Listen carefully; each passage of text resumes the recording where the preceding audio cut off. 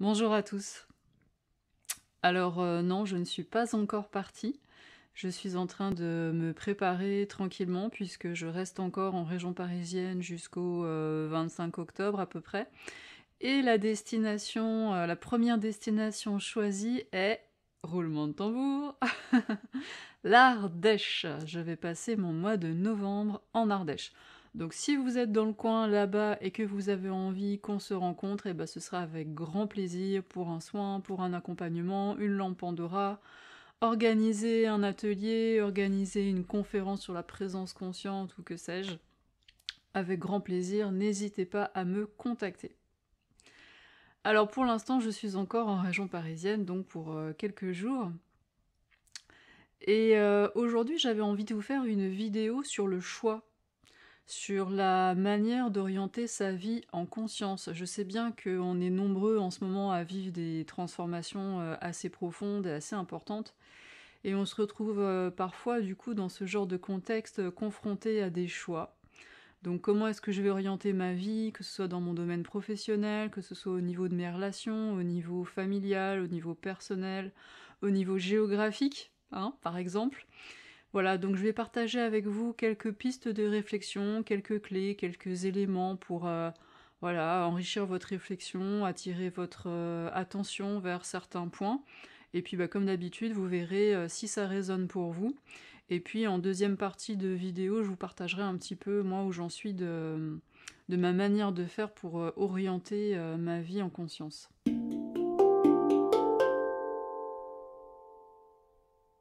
Ces pistes de réflexion que j'ai envie de partager avec vous aujourd'hui, ça va être essentiellement pour vous inviter à observer et à prendre conscience de la manière dont vous fonctionnez habituellement quand vous avez un choix à poser, quand vous avez une orientation à prendre, de vous inviter à observer, à prendre conscience de la manière dont vous fonctionnez habituellement, et de voir si ça vous satisfait, si vous êtes content ou contente avec ça, ou si du coup, en vous rendant compte de comment vous faites, vous vous dites pas tiens, peut-être que je pourrais faire différemment et expérimenter peut-être d'autres manières de faire. Déjà, il y a une première chose que je vous invite à regarder, que je trouve intéressante pour bien se connaître et pour prendre conscience de comment on fonctionne habituellement. C'est d'observer quand vous avez un choix à faire, comment vous fonctionnez au niveau de la prise de décision. Est-ce que vous avez besoin de temps? Est-ce que vous êtes ce genre de personne qui pèse beaucoup le pour, le contre, qui réfléchit, qui coupe un peu les cheveux en quatre, qui analyse, qui décortique, etc., qui se fait le tableau à deux colonnes, pour, contre, etc. Est-ce que voilà, vous utilisez beaucoup votre mental quand vous avez un choix à poser? Est-ce que vous demandez l'avis à d'autres personnes pour vous aider à nourrir cette réflexion et ces cogitations? Ou est-ce que vous fonctionnez plutôt instinctivement ou intuitivement ou de manière impulsive comme ça, au coup de corps, au coup de cœur, c'est comme au coup de corps, c'est pas mal comme lapsus. C'est comme une voilà une évidence, voilà, vous savez à un moment donné qu'il faut faire tel choix et c'est évident et vous voilà, vous cherchez pas forcément. Donc ça déjà c'est intéressant et après ce qui est aussi rigolo, c'est de se rendre compte que parfois on est un peu un mélange des deux, c'est-à-dire qu'en fonction du domaine de sa vie dont il s'agit, en fonction des délais aussi disponibles, puisque parfois on doit prendre des choix assez rapidement, et parfois on a plus de temps. Ça peut être un mélange un petit peu des deux. Et puis on peut très bien cogiter très très longtemps, et puis finalement prendre cette décision sur un coup de tête, finalement très très rapidement, et on n'a pas la sensation même d'avoir trop utilisé finalement les réflexions qu'on a eues. Voilà, donc ça déjà c'est une première chose qui est intéressante à regarder. C'est vous, comment vous fonctionnez? Est-ce qu'il y a beaucoup de mental ou pas? Ou les deux? Est-ce que ça change des fois? Est-ce que vous avez changé au cours de votre vie, votre manière de faire? Ça, c'est une première chose que je trouve intéressante à regarder. Il y a un deuxième aspect dans la prise de décision que je trouve intéressant et riche à observer, à questionner en soi, c'est de se poser la question, est-ce que quand j'ai un choix à prendre, quel que soit le domaine de ma vie, est-ce que j'oriente mon choix d'une manière consciente dans une direction précise? Ce que je veux dire, c'est que parfois, il y a comme un fil directeur dans sa vie, quelque chose qui va orienter nos choix personnels, professionnels, etc., dans une certaine direction. Il y a comme une cohérence. Parfois, c'est fait en conscience et parfois, c'est complètement inconscient et c'est en réfléchissant et en observant et en ressentant après coup qu'on s'en rend compte. Et cette boussole, ça me paraît intéressant à questionner et à regarder s'il y en a une ou pas. Ça veut pas dire qu'il faut forcément qu'il y en ait une, hein. Et de toute façon, il faut rien du tout, il y a juste à observer comment on fonctionne, et puis après réfléchir si on a envie, et ressentir si on a envie de fonctionner différemment. Mais cette histoire de la boussole, une boussole c'est quoi? Une boussole, ça indique un repère, ça indique le nord. Donc on sait toujours où est le nord. Et quand on a comme ça des repères qui sont fixes, ça ne veut pas dire qu'on va toujours aller au nord, mais au moins je sais où est le nord, et donc je sais que si je vais dans telle ou telle direction, je sais où je me positionne par rapport à ces repères. Donc je vous invite à regarder si vous, dans vos choix, dans votre vie et tout au cours de votre vie, est-ce que vous avez eu comme ça des repères, une boussole qui vous indique une certaine direction, et est-ce que vous vous êtes positionné par rapport à ces repères, ou pas forcément. Ces repères, ça peut être des valeurs, ça peut être des besoins, ça peut être des choses liées à votre personnalité, ça peut être des éléments ou des champs de votre vie que vous allez privilégier, que ce soit des relations, que ce soit la famille, que ce soit une carrière professionnelle, que ce soit l'envie ou le besoin de générer de l'argent pour une sécurité matérielle et financière, ça peut être des aspirations religieuses, spirituelles, ça peut être plein de choses. Donc c'est intéressant de regarder comment vous priorisez les différents domaines de votre vie. Est-ce qu'il y a des éléments qui sont comme prioritaires et qui sont des choses qui sont importantes pour vous et qui donnent un fil conducteur, qui donnent une direction à vos choix? Ou pas? Et voilà, il n'y a pas de nécessité qu'il y en ait, c'est juste intéressant de l'observer si jamais il y en a une. Un troisième élément que je vous propose de regarder, quand vous avez un choix à poser, quand vous avez une orientation, un arbitrage à faire dans votre vie, c'est est-ce que vous posez votre choix à partir d'une référence interne qui est vos ressentis du moment, vos besoins du moment, vos valeurs du moment, vos limites du moment, etc. Donc est-ce que vous êtes en train de poser ce choix en référence à ce que vous ressentez et ce qui est vivant en vous à ce moment-là? Ou est-ce que vous êtes en référence externe? En référence externe, ça veut dire que vous allez poser votre choix en fonction de peut-être que votre conjoint, vos enfants, vos parents, vos voisins, vos amis vont penser, vont dire si vous faites ci ou si vous faites pas ça, etc. Donc est-ce que vous êtes pris au niveau de votre choix par l'avis de l'extérieur et par ce qui se fait pas, etc. Donc ça c'est très intéressant à regarder. Déjà pour prendre conscience, est-ce qu'on est vraiment en référence interne ou est-ce qu'on est en référence externe? Et puis là où c'est intéressant encore plus de regarder, c'est quand on se dit oui, bah moi c'est bon, je suis en référence interne, je fonctionne en fonction de ce que je crois, de ce qui me paraît juste, etc. Ok. Et donc là où c'est rigolo, c'est de regarder, ok, ces références internes, dedans il y a nos croyances. Et de questionner d'où elles viennent, nos croyances. Et quand je questionne d'où viennent mes croyances, je vais me rendre compte de quelque chose qui est hyper riche et hyper important, je trouve. C'est qu'il y a certaines de mes croyances qui viennent de mon expérience directe et de la manière dont j'ai ressenti, interprété, analysé, reçu et vécu les expériences directes que j'ai vraiment fait dans ma vie. Donc ça, c'est une partie de mes croyances. Mais il y a une autre partie de mes croyances qui sont des croyances que j'ai prises et que j'ai reçues consciemment ou inconsciemment, des interactions et des personnes qui sont à l'extérieur de moi, de mon éducation familiale, scolaire, de la société, de mon cercle d'amis, de ce que j'entends dans les médias, etc. Donc toutes les croyances qui m'habitent et qui structurent mon psychisme ne correspondent pas à des expériences directes. Il y a des croyances qui viennent comme ça de l'extérieur. Donc quand je vais poser mes choix, est-ce que j'ai conscience des croyances qui vont être actives et que je vais utiliser pour faire mon arbitrage, pour poser mon orientation? Et dans ces croyances, quelles sont celles qui viennent de mon expérience directe et quelles sont celles qui viennent de l'extérieur? Et là, c'est intéressant de se rendre compte que parfois, on a la sensation d'être en référence interne, alors qu'on fonctionne à partir de croyances qui viennent du collectif. Quand je dis collectif, hein, c'est notre famille, la société, etc. Donc ça, c'est... Voilà, je vous invite à regarder ça, c'est aussi une piste de réflexion qui est vraiment riche. Donc si je résume les quelques clés, les éléments que je vous invite à regarder pour voir un peu plus en conscience comment vous fonctionnez habituellement quand vous avez des choix à poser.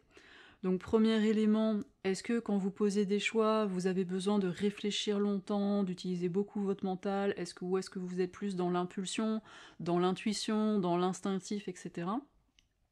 Deuxième aspect, est-ce que vous sentez qu'il y a un fil conducteur, qu'il y a quelque chose qui oriente assez clairement et explicitement vos choix, ou est-ce que chaque choix est posé de manière indépendante et séparée en fonction des différents domaines de votre vie? Troisième élément, est-ce que vous avez la sensation de fonctionner plutôt en référence interne ou en référence externe? Et une fois que vous avez regardé tout ça, bah, juste vous posez la question, est-ce que vous êtes satisfait ou satisfaite de votre fonctionnement habituel? Est-ce que ça vous convient bien? Est-ce que vous êtes content comme ça? Ou est-ce que du coup il y a des choses que vous avez envie de faire évoluer et est-ce que vous avez envie de tester une autre manière d'orienter votre vie et de poser vos choix? Alors j'ai envie de partager avec vous un petit peu où j'en suis à titre personnel de cette réflexion et de cette observation. C'est absolument pas, je me pose pas du tout comme un modèle, hein, c'est juste vraiment pour vous donner un fonctionnement et un parcours aussi, et pour vous puissiez sentir si ça peut vous inspirer, si ça peut vous enrichir, que vous puissiez mesurer s'il y a des choses qui résonnent pour vous, et vous en faites vraiment ce que vous voulez. Et clairement, ma manière de fonctionner actuellement, c'est vraiment pas pour tout le monde, donc vraiment ça se pose pas du tout comme un modèle. Alors en fait, j'ai déjà partagé pas mal sur mon parcours dans plusieurs vidéos, je vous remettrai les liens si vous regardez cette vidéo sur YouTube. Donc si vous avez regardé certaines de mes vidéos, vous savez peut-être que donc je me suis incarnée dans une famille au départ qui est ouais, plutôt matérialiste, hein, c'est-à-dire qui pense que la conscience est uniquement le produit du cerveau, hein, que sans cerveau et sans corps, il n'y a pas de conscience. Donc une famille avec des valeurs humanistes, républicaines, avec des parents qui tous les deux ont fait des études de sciences, donc voilà, quelque chose d'assez carré, d'assez... hein, voilà. Et j'ai fonctionné donc avec ces croyances familiales, avec les croyances que j'ai reçues aussi à l'école, hein, et donc dans la société. Donc j'ai fonctionné avec ça une bonne vingtaine d'années, on va dire, et j'ai pensé très longtemps que ça me convenait et que ça a été ma réalité pendant une bonne vingtaine d'années.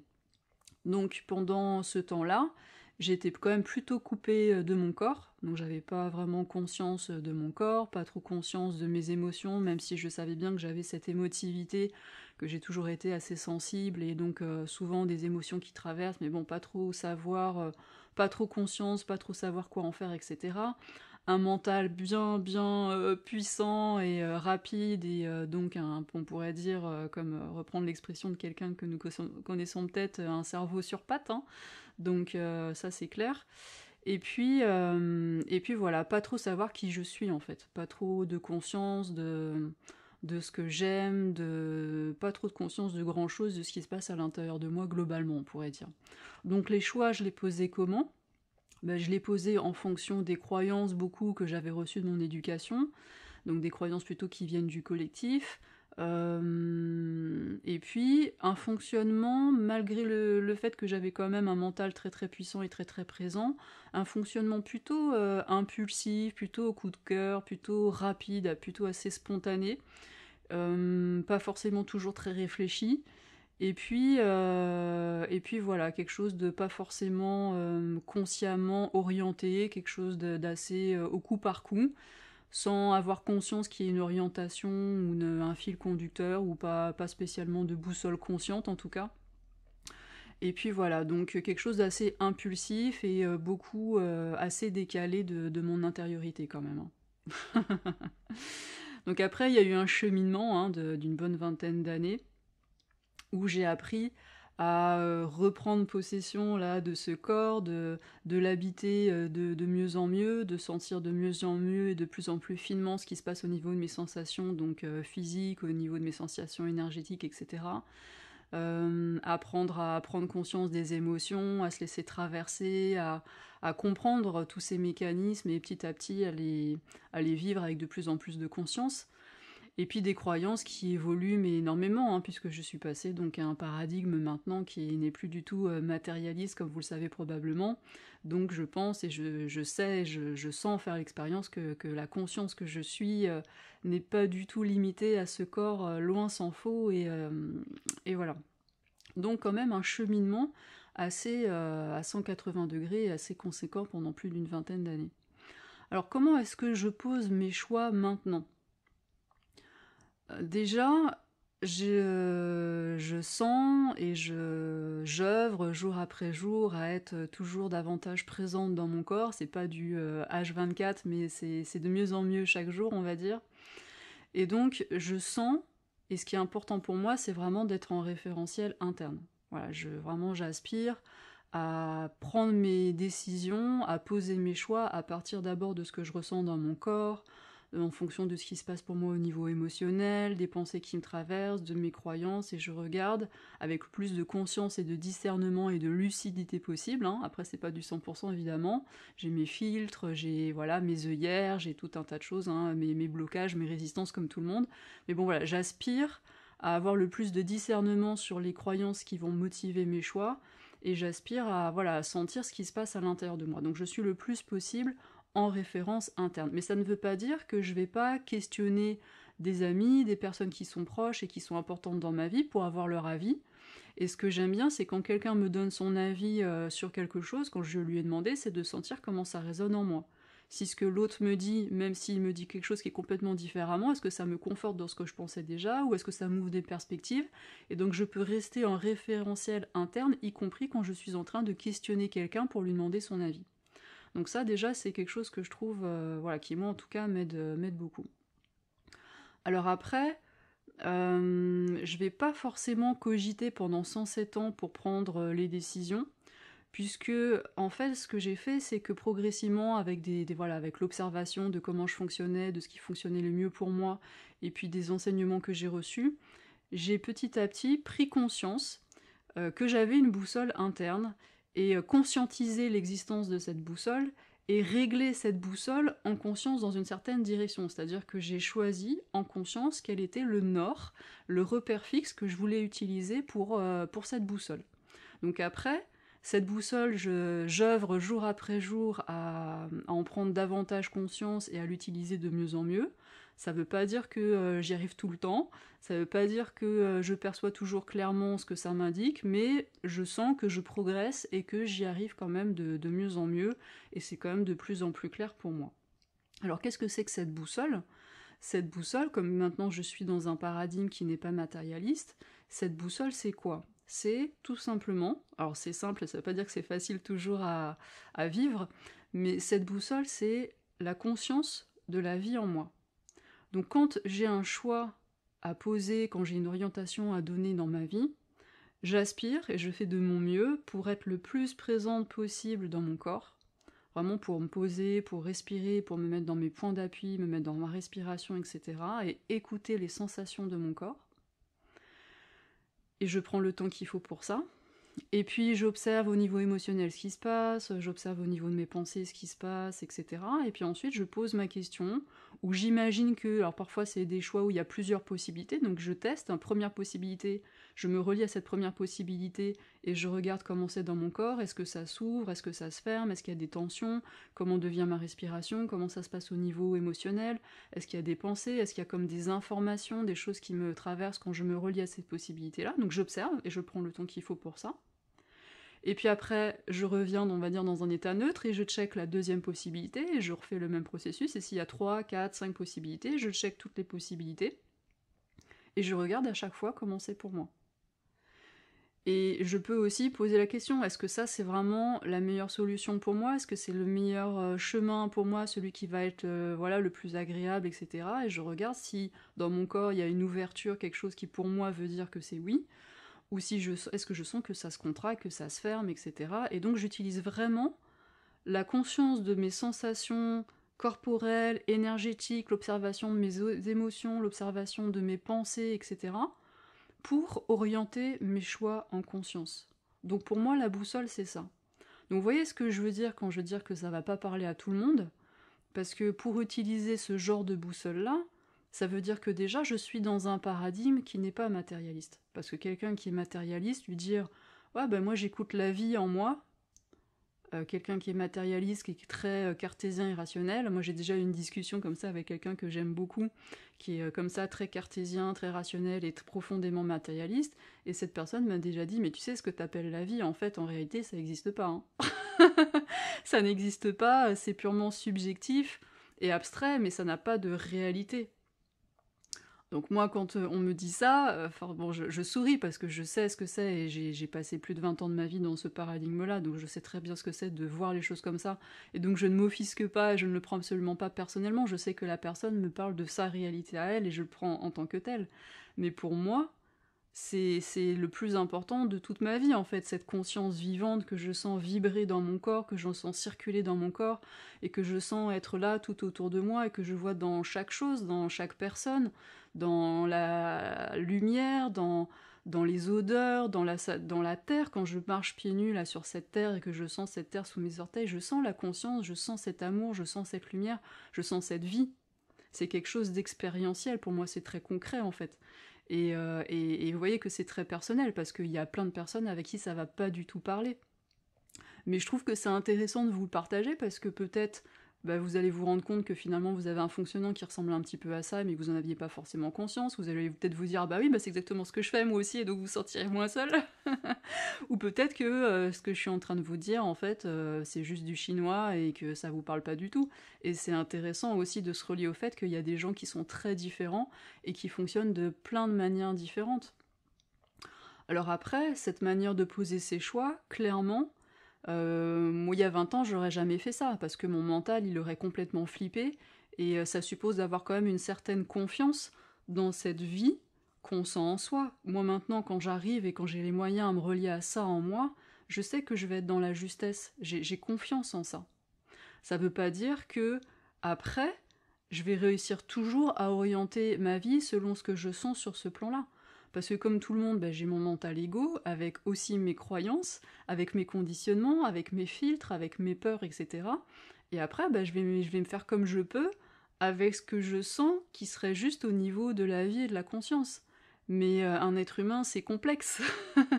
Donc après, il y a les peurs à gérer, il y a les croyances, et il y a tout un tas de choses.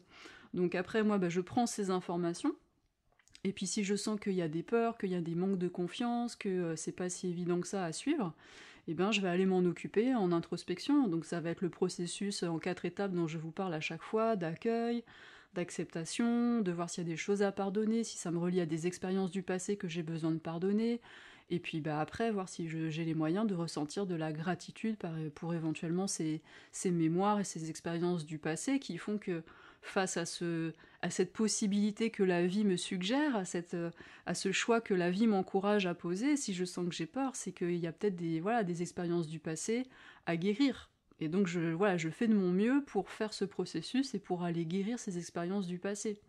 Et parfois j'y arrive pas, hein. Parfois j'y arrive pas, je bloque, ça résiste, etc. Donc qu'est-ce que je fais ? Je demande de l'aide. Hein, si je sens que toute seule c'est long, c'est douloureux et je m'en sors pas, voilà, j'ai des amis, j'ai des personnes dans mon entourage à qui je peux en parler, qui vont être à mon écoute. Et il y a aussi des thérapeutes, donc en fonction de ce que je ressens, je vais aller voir telle ou telle personne, tel ou tel thérapeute pour débloquer ça et pour soutenir cet élan de la vie et de la conscience en moi. Donc voilà, pour moi, clairement, il y a cette boussole qui est réglée de cette manière-là, et ça veut pas dire que c'est toujours confortable, parce que du coup, vous avez compris qu'en référentiel interne, en référence interne, on va plus suivre les avis des uns et des autres. Donc si le conjoint est habitué à ce qu'on suive ce qu'il nous dit, et puis que tout d'un coup on se met à lui dire en fait non, j'ai plus envie de... Je suis pas d'accord en fait, je vais faire autrement, et il va nous regarder avec des yeux comme ça, genre mais qu'est-ce qui se passe? Qu'est-ce qui se passe? Ou ça peut être nos parents, ou ça peut être au boulot, des collègues, etc. Donc c'est clair que d'être en référence interne, c'est pas forcément toujours confortable à vivre d'un point de vue relationnel, familial, professionnel, social, parce que nous, on peut avoir cette boussole interne qui nous indique une direction et une certaine chose qui va être juste, et puis ce que va nous renvoyer peut-être notre famille, peut-être notre travail et peut-être la société, c'est complètement différent, et il va falloir trouver un moyen pour faire de son mieux, pour vivre ça au mieux. Et ça, c'est clair que c'est pas facile, et c'est pas évident, et je pense que vous voyez un petit peu ce que je veux dire en plus dans le contexte actuel. Une manière d'expliquer ce fonctionnement que je viens de vous décrire avec cette écoute de la conscience et de la vie en soi, il y a une image qui parle bien, qui est assez classique et assez connue dans le domaine de la spiritualité et du développement personnel, c'est l'image du carrosse avec les chevaux qu'on pourrait transposer à un taxi, hein, pourquoi pas, dans les temps modernes. Mais dans l'image originelle, on compare donc la vie que nous parcourons à un chemin avec des carrefours, des virages, etc. Et ce chemin est parcouru par une calèche ou un carrosse. Donc le carrosse, ce serait le corps de la personne. Les chevaux, ce seraient ses émotions. Donc c'est intéressant de voir que ce serait l'émotionnel qui ferait avancer le carrosse. Et puis il y a un cocher, hein, le cocher qui est notre mental, notre mental ego, qui est là pour gérer les chevaux, la vitesse, le fait de tourner à gauche, à droite, les attelages, etc. Donc c'est une sorte de technicien en fait, ce mental ego. Et puis, ben, il y a quelque chose qu'on aurait tendance à oublier dans un fonctionnement qui est plus matérialiste, auquel je n'adhère plus du coup, hein, vous l'avez compris, c'est de se dire que s'il y a un carrosse avec un cocher et s'il y a des chevaux, c'est peut-être qu'il y a un passager dans la calèche, hein, dans ce carrosse, il y a un passager. Et quel serait ce passager ? Eh bien pour moi, dans mon système de croyance, ce passager, c'est ce que j'appelle la vie, c'est ce que j'appelle la conscience. Alors certaines personnes vont dire avec d'autres systèmes de croyance ou en voyant les choses peut-être un peu différemment, vont parler de l'âme, de l'esprit, enfin voilà, vous mettrez les mots et les concepts qui vous parlent si vous êtes dans un concept qui n'est pas matérialiste. Mais voilà, alors l'image est un petit peu fausse, hein, puisqu'on est d'accord, la conscience, la vie, c'est aussi le chemin, c'est aussi la carrosserie de la calèche, c'est aussi les chevaux, tout ça c'est la vie et c'est intriqué dans la conscience. Mais je trouve quand même que cette image, elle est intéressante, parce que si je me confonds avec mon mental ego, ça veut dire que c'est le technicien et c'est le cocher qui va choisir si je vais à gauche, si je vais à droite, si j'accélère, si je freine, etc. Et ça me paraît vraiment dommage parce que quand je tourne comme ça et je prends mes décisions avec mon mental ego, le mental ego, qu'est-ce qu'il fait ? Il va toujours prendre en référence ce qu'il connaît. Il va prendre en référence les expériences qui ont déjà été vécues, les croyances qui ont été acceptées de la part du collectif, etc. Et donc finalement, quand je navigue et quand je pilote ma calèche à partir du mental ego, avec le cocher, j'ai de grandes chances de prendre toujours les mêmes routes et de toujours me retrouver dans les mêmes paysages. Alors c'est pas un problème, hein, si on aime et qu'on est vraiment fan de ces routes-là et de ces paysages-là, c'est pas forcément... Il y a rien de grave, hein, de toute façon. Mais c'est juste que moi, personnellement, comme vous l'avez compris, j'aime beaucoup ma liberté, l'exploration, la nouveauté, la créativité, etc. Et donc je me dis que j'ai quand même beaucoup plus de chances d'aller explorer de nouveaux paysages, de faire des découvertes et d'avoir de la nouveauté et de pouvoir exprimer de la créativité. Si j'ai conscience que justement le passager, c'est la vie en moi, c'est cet espace de conscience, et que c'est à partir de là que je veux orienter mes choix. Et là, il y a des chances d'avoir la nouveauté. Là, il y a des chances d'aller explorer de nouveaux paysages et d'aller découvrir des lieux avec des qualités, des couleurs et des formes qui sont insoupçonnées au départ de mon mental ego. Donc voilà, je voulais juste ressentir si cette image de la calèche et du taxi, si ça peut vous parler, et si vous vous sentez que vous aussi, peut-être, vous avez un passager dont vous avez peut-être déjà conscience, hein, peut-être, ou alors que peut-être que vous avez comme cette curiosité, cet élan de dire « Ah ouais, tiens, il y a autre chose que mon mental et que cet espace en moi qui parle et qui cogite et qui résonne et qui blablate beaucoup. » Eh ben, est-ce que j'aurais pas l'élan et la curiosité d'aller découvrir quel est ce passager ? Quelle est cette conscience ? Quelle est cette vie ? Et de plus en plus, à vous relier à cet espace en vous. Donc je vous laisse ressentir comment c'est pour vous. Et puis un dernier point que je voudrais aborder avec vous par rapport à ces histoires de choix, d'orientation de sa vie en conscience, etc.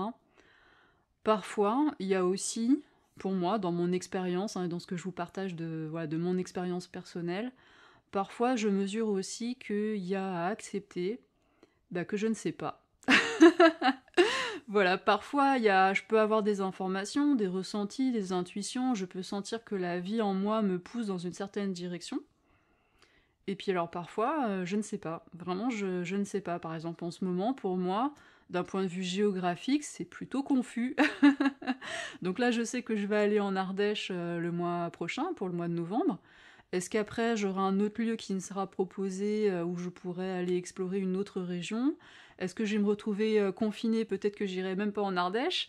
Enfin voilà, il y a plein de possibilités et il y a aussi un moment donné à pas forcément chercher à tout contrôler, tout décider et à tout orienter forcément mentalement en tout cas, mais aussi à accueillir que parfois la vie m'amène à vivre certaines expériences que j'avais pas forcément prévues, et aussi à pouvoir voilà, surfer avec cette vague, avec cette vie, avec ce mouvement, à l'accompagner, et il y a des fois je peux pas choisir tant que ça. Voilà, et on pourrait toujours se poser la question, est-ce que finalement vraiment il y a un choix, il y a vraiment un libre arbitre? C'est une question que je laisse ouverte pour cette vidéo parce que j'ai pas forcément prévu d'explorer ça avec vous aujourd'hui, mais c'est une question qui mérite d'être posée. Voilà, en tout cas, j'espère que voilà, ces pistes auront pu vous enrichir votre réflexion, vous questionner, vous inviter à aller interroger, à observer comment vous fonctionnez, et puis à voir si vous avez envie d'explorer de nouvelles possibilités, de continuer sur votre fonctionnement actuel ou de peut-être tester de nouvelles choses. En tout cas, ça m'intéressera beaucoup d'avoir vos commentaires, vos partages, vos questions.